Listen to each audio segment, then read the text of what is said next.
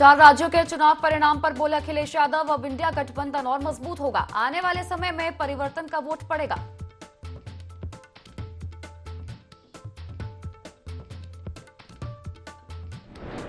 PWD मंत्री जितिन प्रसाद ने दी दादरी को सौगात। आनंदपुर गांव में क्या सड़क परियोजना का शिलान्यास और लोकार्पण। 36 करोड़ की लागत से बनाई जाएंगी सड़कें।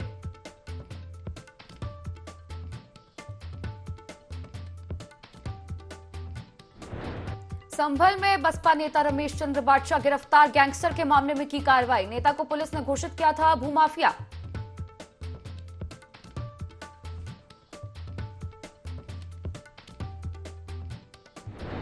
अलीगढ़ जनपद में चला बाबा का बुलडोजर। कॉलोनियों को किया गया ध्वस्त। निर्माणाधीन भवनों की कीमत लगभग 50 करोड़ रुपए।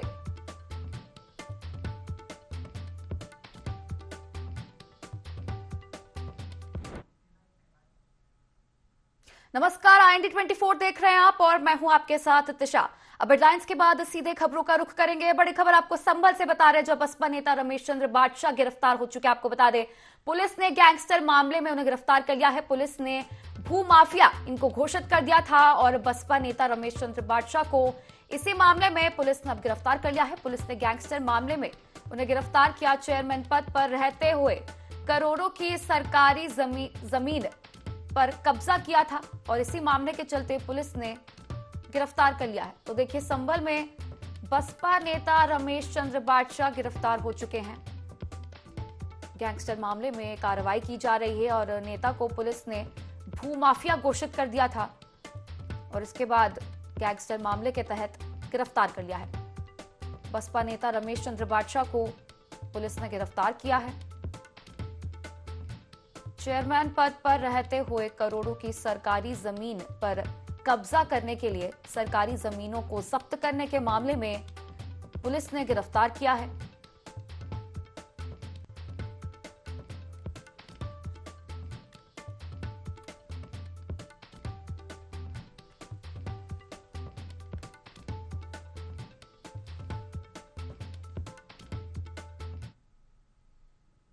चलिए रुक कर लेते हैं एक और बड़ी खबर का। लखनऊ से बता रहा आपको, जहां राजा भैया की पत्नी को हाईकोर्ट से अब राहत मिल चुकी है। भानवी सिंह की तत्काल गिरफ्तारी पर अब रोक लगाई जा चुकी है। आपको बता दें, मामले में पहले बयान दर्ज होना अनिवार्य है, ऐसा हाईकोर्ट का कहना है। आपको बता दें, सभी धाराएं 7 साल से कम सजा वाली है, ऐसा भी कोर्ट ने कहा है। FIR खारिज करने की मांग पर हाईकोर्ट ने इनकार कर दिया है। हजरतगंज थाने में भानवी सिंह के खिलाफ मामला दर्ज हुआ था। तो देखिए, बड़ी खबर आपको लखनऊ से बता रहे हैं, जहां राजा भैया की पत्नी को हाईकोर्ट से राहत मिल चुकी है। भानवी सिंह की तत्काल गिरफ्तारी पर अब हाईकोर्ट की तरफ से रोक लगाई जा चुकी है। सभी धाराएं 7 साल से कम सजा वाली हैं, ऐसा हाईकोर्ट का कहना है। और हाईकोर्ट ने इसी के साथ ये भी कहा है कि मामले में पहले बयान दर्ज होना अनिवार्य है।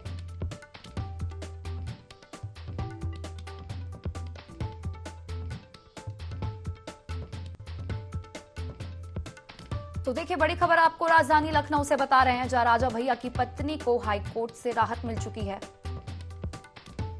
इस खबर पर अधिक जानकारी साझा करने के लिए हमारे साथ संवाददाता आशिफ फोन लाइन पर जुड़ चुके हैं।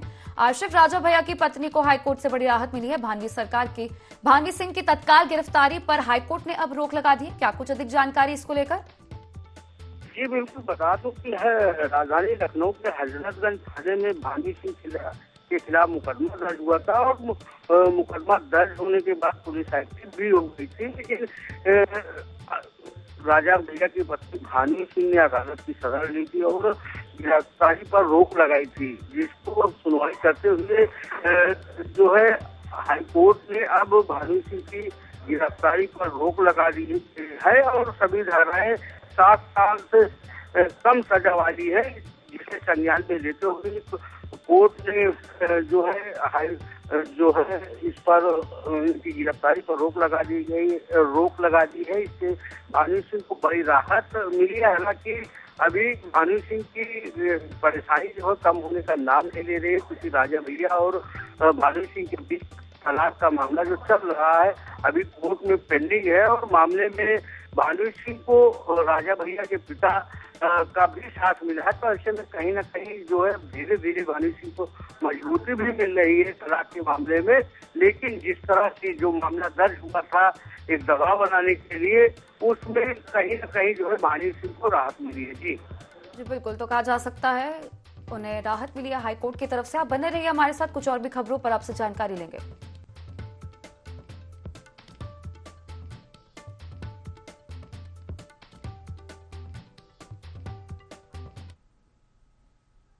चलिए अगली बड़ी खबर आपको सीधे लखनऊ से बता रहे हैं, जब पूर्व मुख्यमंत्री अखिलेश यादव का बड़ा बयान सामने आया है। आपको बता दें 4 राज्यों के चुनाव परिणाम पर अखिलेश यादव बोले, उन्होंने कहा कि अब इंडिया गठबंधन और भी ज्यादा मजबूत होगा। आपको बताते चले देश की जनता बीजेपी को हटाना चाहती है, ऐसा अखिलेश यादव का कहना है। देश की जनता अब परिवर्तन चाहती है, आने वाले समय में परिवर्तन का वोट पड़ेगा, ऐसा अखिलेश यादव ने अपने इस बयान में कहा है। तो देखिए 4 राज्यों में चुनावी परिणाम आने के बाद अखिलेश यादव का बड़ा बयान सामने आया है। इसी पर उन्होंने कहा है कि अब इंडिया गठबंधन और भी ज्यादा मजबूत होगा। लोकसभा चुनाव में इंडिया गठबंधन की मजबूती अब और भी ज्यादा देखने को मिलेगी। और इसी के साथ उन्होंने कहा कि देश की जनता बीजेपी को हटाना चाहती है, परिवर्तन की लहर देश की जनता चाहती है और इस बार आने वाले समय में परिवर्तन का वोट पड़ेगा। इसी पर अधिक चर्चा करने के लिए हमारे साथ संवाददाता आशिफ लगातार फोन लाइन पर जुड़े हुए हैं। आशिफ, अब देखने वाली बात है, हैरानी की बात है कि 3 राज्यों में इतनी बड़ी शिकस्त के बाद भी अखिलेश यादव आश्वस्त है और उनका कहना है कि लोकसभा चुनाव में बड़ी जीत हासिल करेगा इंडिया गठबंधन। जी बिल्कुल, बता दूं कि 4 राज्यों में जो चुनाव परिणाम आया है उसमें भाजपा को प्रचंड जीत मिली है। इस जीत से जो विपक्षी दल है, चाहे बसपा हो या सपा हो या फिर कांग्रेस, सभी को हाथ लगी है। और इससे सबक लेते हुए जो इंडिया गठबंधन बना है उसके नेता जो है पूरी तरह से एक्टिव हो गए हैं, एक्टिवली हो गए कि 2024 का लोकसभा चुनाव सिर पर है। और ऐसे में जो टकराव चल रहा था, अंतरकलह चल रही थी इंडिया गठबंधन के अंदर, चाहे सपा सुप्रीमो हो या ममता बनर्जी हो, उन्होंने आज होने वाली बैठक से किनारा भी कसा था, जिसको लेकर जो इंडिया गठबंधन की बैठक है वह पूरी तरह से साफ हो गई और बैठक नहीं हुई।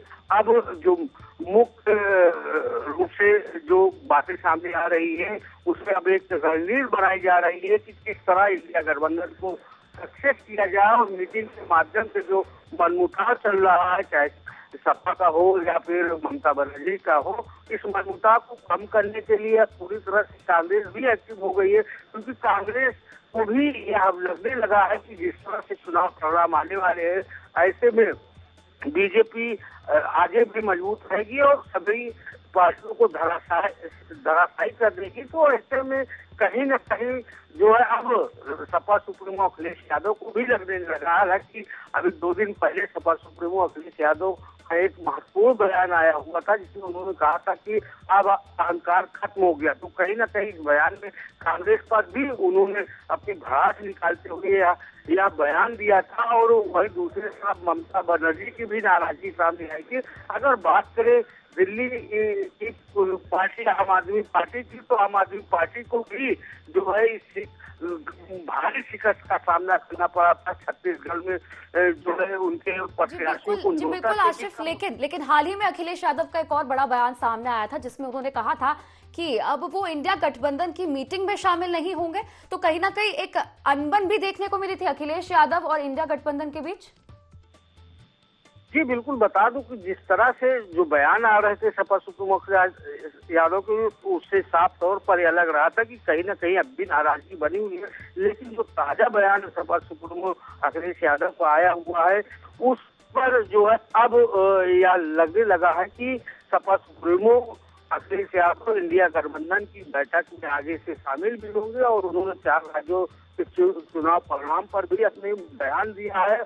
और उन्हें अब यह पूरी तरह से लगने लगा है कि इंडिया गठबंधन मजबूत नहीं होगा तो आने वाले समय में उनके प्रत्याशियों को भी हार का सामना करना पड़ेगा। तो ऐसे में कहीं न कहीं जो पार्टी के सर्वोच्च नेता हैं वह अपनी जो है अब गठबंधन के साथ शामिल होकर आगे आने वाले लोकसभा चुनाव में उन्हें हार का सामना न करना पड़े, इसको लेकर भी पूरी तरह से एक्टिव हो गई है। और उन्होंने जनता से भी अपील की है कि और यह भी बयान आया हुआ है कि देश की जनता परिवर्तन चाहती है। तो कहीं न कहीं जो है सपा सुप्रीमो और बसपा सुप्रीमो ने जो है बिना पत्ता खोले ही या फिर जिस तरह से जो आने वाला समय है कैसे निपटा जाए बीजेपी से, इसको लेकर रणनीति भी बनाई जा रही थी।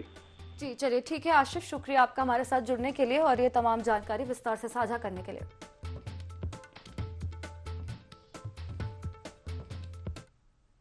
अगली बड़ी खबर आपको अलीगढ़ से बता रहे हैं, जहां जनपद में बाबा का बुलडोजर चला। आपको बता दें विकसित हो रही करोड़ों रुपए की कॉलोनियों में अब बुलडोजर चल चुका है। यमुना औद्योगिक विकास प्राधिकरण का निर्माण हो रहा था। प्राधिकरण की अनुमति बगैर ये निर्माण करवाया गया। निर्माणाधीन भवनों की कीमत लगभग 50 करोड़ रुपए बताई जा रही है और भवनों को बुलडोजर चलाकर ध्वस्त कर दिया गया है। तो देखिए बड़ी खबर आपको अलीगढ़ से बता रहे हैं, जहां जनपद में बाबा का बुलडोजर चल गया है। विकसित हो रही करोड़ों रुपए की कॉलोनियों में बुलडोजर चल गया है। यमुना औद्योगिक विकास प्राधिकरण ने निर्माण किया था। प्राधिकरण की अनुमति बगैर ये निर्माण करवाया गया था और इसी की वजह से इन निर्माणाधीन भवनों की कीमत लगभग 50 करोड़ रुपए बताई जा रही है और इन निर्माणाधीन भवनों को बुलडोजर चलाकर ध्वस्त कर दिया गया है। प्रदेश भर में बुलडोजर की कार्रवाई लगातार जारी है।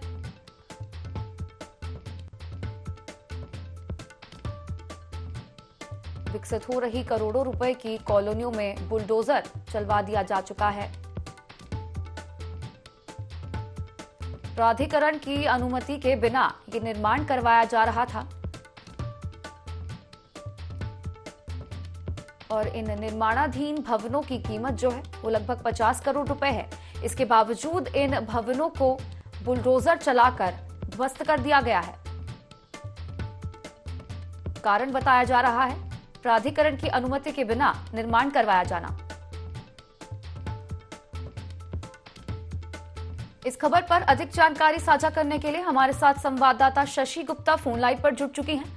और शशि, अब देखा जाए तो योगी मॉडल के तहत लगातार बुलडोजर की कार्रवाई प्रदेश भर में जारी है, थमने का नाम नहीं ले रही। जी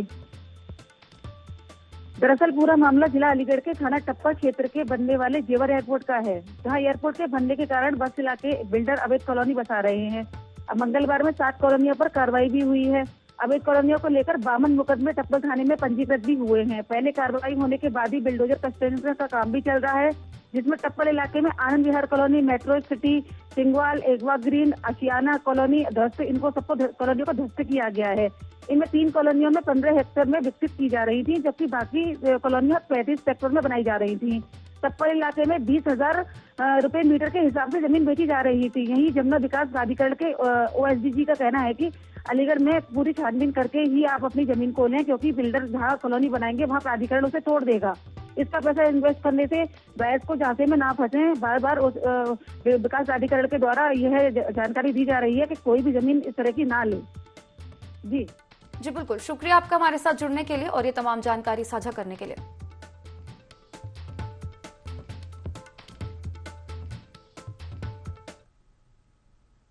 चलिए अगली बड़ी खबर आपको सीधे लखनऊ से बता रहे हैं, जहां बाबा साहेब भीमराव अंबेडकर का परिनिर्वाण दिवस आज मनाया जा रहा है। आपको बता दें बसपा कार्यालय में प्रतिमा पर मायावती ने माल्यार्पण किया। इसी के साथ बसपा अध्यक्ष मायावती ने बाबा साहेब को श्रद्धांजलि भी दी। आपको बताते चले बसपा महासचिव सतीश चंद्र मिश्रा ने भी माल्यार्पण किया और बाबा साहेब के परिनिर्वाण दिवस पर कई कार्यक्रमों का आज आयोजन होना है।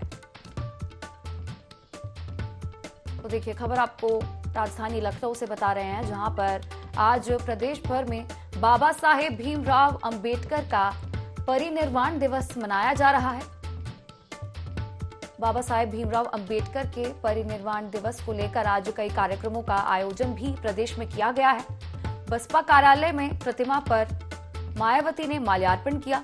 बसपा अध्यक्ष मायावती ने बाबा साहेब को श्रद्धांजलि भी सौंपी और बसपा महासचिव सतीश चंद्र मिश्रा ने भी मायावती के साथ माल्यार्पण किया प्रतिमा पर और आज इस दिवस को लेकर कई कार्यक्रम प्रदेश भर में रहने वाले हैं। कई कार्यक्रमों का आज इसी के चलते आयोजन किया जाएगा।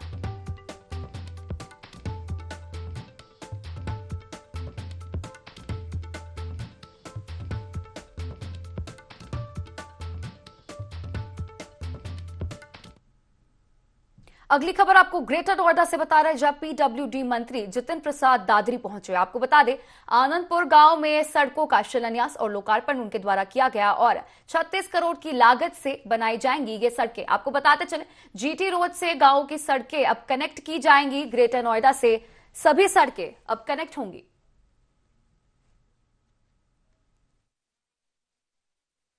जितिन प्रसाद ने दादरी को बड़ी सौगात दी है।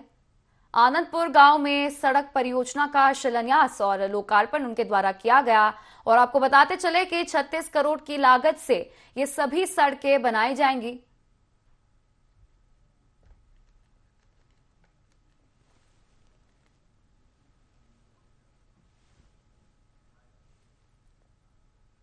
चलिए रुक कर लेते हैं एक और बड़ी खबर का, सीधे लखनऊ से बता रहा आपको, जहां गोमती नदी में अब तैरता हुआ रेस्टोरेंट बनाया जाएगा। आपको बता दें, नदी में 2 क्रूज चलाए जाएंगे। एलडीए ने इसको लेकर अब प्रस्ताव तैयार कर लिया है। इसे PPP मॉडल पर विकसित किया जाएगा और गोमती के पास अम्यूजमेंट पार्क भी विकसित किया जाएगा। आपको बता दें, झूले और वाटर स्लाइड्स भी लगाई जाएंगी। क्रूज पर एक साथ 50 लोग भ्रमण कर सकेंगे। शादी समारोह का भी आयोजन इस पर किया जा सकेगा।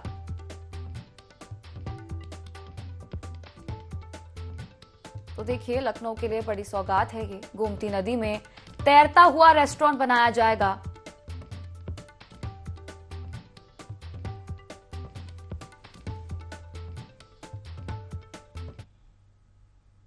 अगली बड़ी खबर आपको रायबरेली से बता रहे हैं, जहां डॉक्टर ने पत्नी और बच्चों को मौत के घाट उतार दिया। आपको बता दें, दवाई के नशे में खुद फांसी पर डॉक्टर झूला। सरकारी आवास पर परिवार समेत शव बरामद हुआ है। मॉडर्न रेल कोच फैक्ट्री में असिस्टेंट डिविजनल में तैनात है। मेडिकल ऑफिसर के पद पर मृतक डॉक्टर अरुण सिंह तैनात थे। आपको बता दें, स्टाफ की सूचना पर पुलिस मौके पर पहुंची। शवों को कब्जे में लेकर पोस्टमार्टम के लिए भेजा जा चुका है और फॉरेंसिक टीम ने पुलिस अधीक्षक के सामने नमूने पेश किए। आपको बता दें, जनपद के लालगंज स्थित मॉडर्न रेल कोच फैक्ट्री की ये पूरी घटना बताई जा रही है।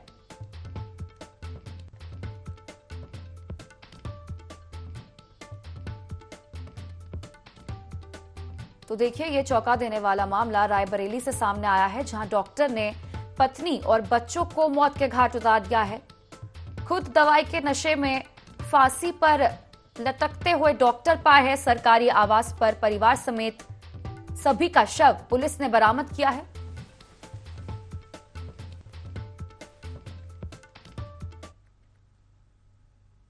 बस्ती जिले के छावनी थाना इलाके में दुष्कर्म का एक ऐसा मामला सामने आया है जिसे सुनकर आप हैरान हो जाएंगे। यहां एक पिता अपनी ही 19 साल की बेटी को डरा धमकाकर करीब 2 साल से दुष्कर्म करता रहा। आखिरकार जब सारी हदें पार हो गई तो पीड़िता ने पूरी आपबीती अपनी मां को बताई, जिसके बाद दोनों ने छावनी थाने पहुंचकर आरोपी के खिलाफ शिकायत दर्ज कराई। तो वहीं पुलिस ने मुकदमा दर्ज कर आरोपी पिता को गिरफ्तार कर मामले की जांच शुरू कर दी है।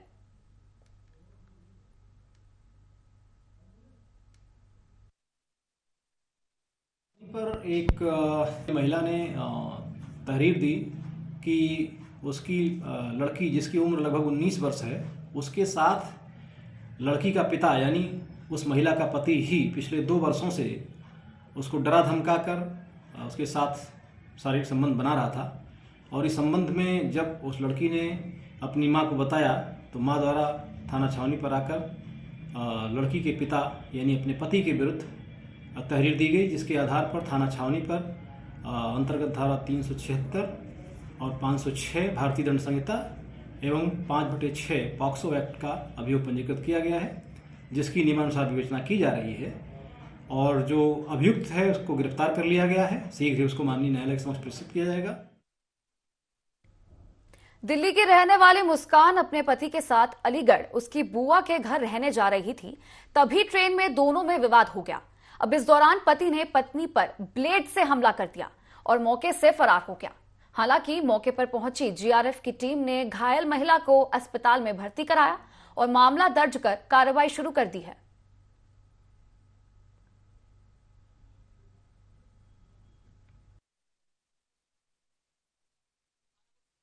अभी मेरे हस्बैंड से झगड़ा हो गया था तो वो मम्मी लेके जाती तो उसने बोला मैं जाने नहीं दूंगा, तो इस बात पर उसने मेरे हल्का सा ब्लेड मार दिया फेस पर। वजह ये थी क्या काम नहीं करने देती मैं इसे। पहले तो घर पे चल तो नशा कर रहा है, मैंने वो घर पे नहीं जा रहा, मैंने मम्मी को बुला लिया, मैंने तू काम कर लिया मैं घर पे जा रही हूँ। वो जाने नहीं दे रहा था, बोला तो तू मेरे साथ जाएगी, मैं मम्मी के साथ जाऊंगी। इसी बात पे घर के मामले में हो गया। खबर आजमगढ़ से है, जहां अपराधियों के हौसले काफी बुलंद हो चुके हैं। पुलिस प्रशासन की सख्ती के बाद भी अपराधी स्कूल और कॉलेजों में रंगदारी मांगते हुए नजर आ रहे हैं।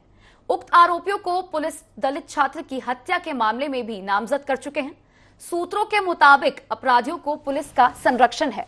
हाल ही में अपराधियों ने एक निजी स्कूल संचालक से 3 लाख रुपए की रंगदारी मांगी थी। ऐसे में सवाल उठता है कि पुलिस प्रशासन लगातार अपराधियों पर कार्रवाई का दम भरती फिर भी क्षेत्र में रंगदारी कैसे जारी है। वाली पर शिकायतकर्ता द्वारा शिकायत करेगी कि कुछ व्यक्ति उसकी दुकान पर आए थे। उनके द्वारा ये बताया गया कि 35 साल पहले उनके पिताजी ने 1.5 लाख रुपए लिए थे, उनको पैसे 3 लाख रुपए दे दिए जाए वरना उनका नुकसान कर देंगे। इस प्रकरण को संज्ञान में लेते हुए पुलिस के द्वारा मुकदमा अपराध संख्या 680/23 धारा 386 का 2 व्यक्तियों के विरुद्ध पीयूष उपाध्याय व जगदीश उपाध्याय के विरुद्ध कायम किया गया। शीघ्र ही साक्ष्यों के आधार पर इन लोगों की विरुद्ध दंडात्मक कार्रवाई की जाए।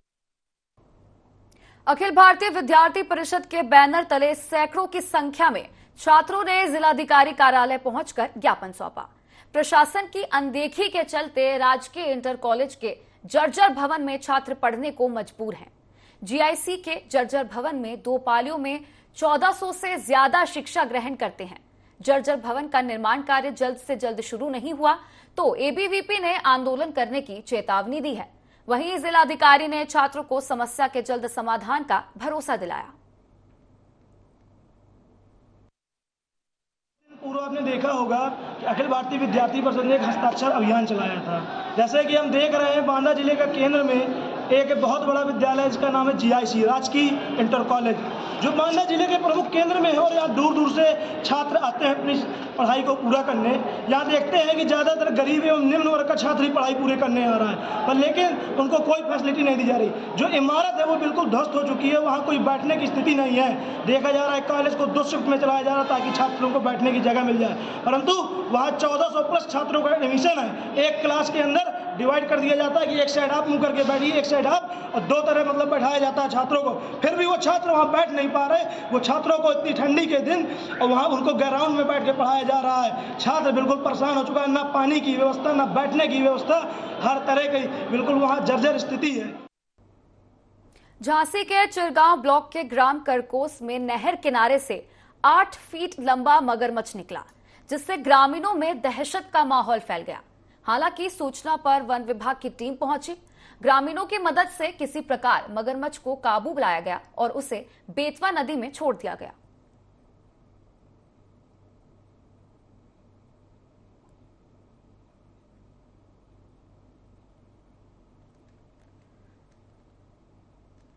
तो देखिए, खबर आपको झांसी से बता रहे हैं, जहां झांसी के चिरगांव ब्लॉक के ग्राम करकोस में नहर किनारे से एक 8 फीट लंबा मगरमच्छ निकला।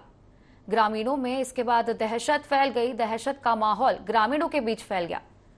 सूचना पाते ही वन विभाग की टीम मौके पर पहुंच गई और ग्रामीणों की मदद से किसी तरह मगरमच्छ पर काबू पाया गया और इसे बेतवा नदी में उसके बाद छोड़ दिया गया।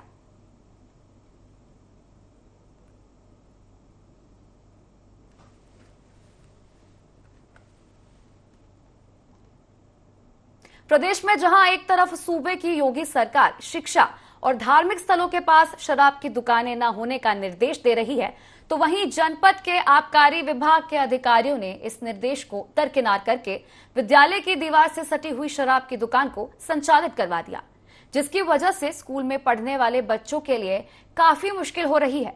आए दिन शराब की दुकान के बाहर लोग शराब पीकर गाली गलौज करते नजर आते हैं। साथ ही साथ स्कूल में पढ़ रही बच्चियों के लिए भी अभद्र टिप्पणियां करते रहते हैं, जिसकी स्थानीय लोगों ने आबकारी विभाग में शिकायत भी की है। लेकिन विभाग की तरफ से अब तक कोई कार्रवाई नहीं की गई। लोग पीने के बाद जो है उसकी पैकेट वैकेट वहीं गेट पर ही फेंक देते हैं।